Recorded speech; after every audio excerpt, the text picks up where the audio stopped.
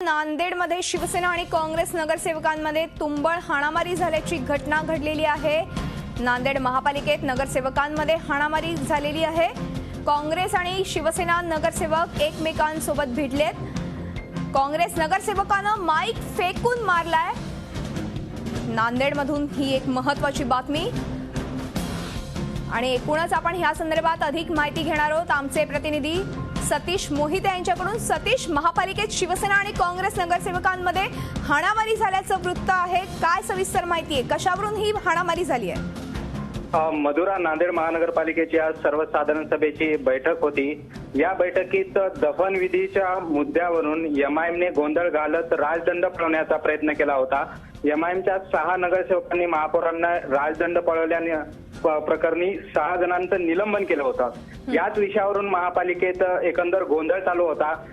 सुरुवातीस महापौरांनी राजदंड पळवणाऱ्या एमआयएमच्या 6 नगरसेवकांना निलंबित केलं होतं। 10 मिनिटांसाठी महापालिकेची सभा ही तहकूब करण्यात आली होती, परंतु 10 मिनिटांनंतर जेव्हा सभा सुरू झाली त्यावेळेस महापौरांनी या 6 नगरसेवकांचं निलंबन मागे घेतलं होतं। सुरुवातीस निलंबन केलं आणि लगेच 10 मिनिटांनंतर निलंबन मागे घेण्यास शिवसेनेचा विरोध होता। शिवसेनेनं या विषयावरून प्रचंड गोंधळ महानगरपालिकेच्या सभेमध्ये घातला।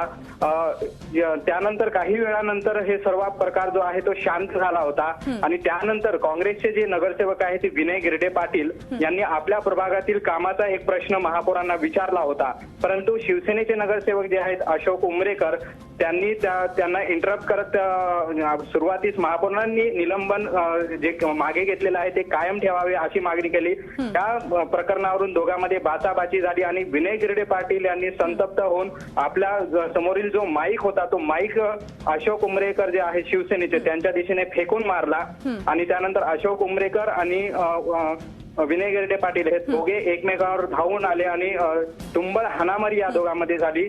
शिवसेनेचे नगरसेवक आणि काँग्रेसच्या नगरसेवकांनी मध्यस्थी करून या दोघांनी सोडवलं।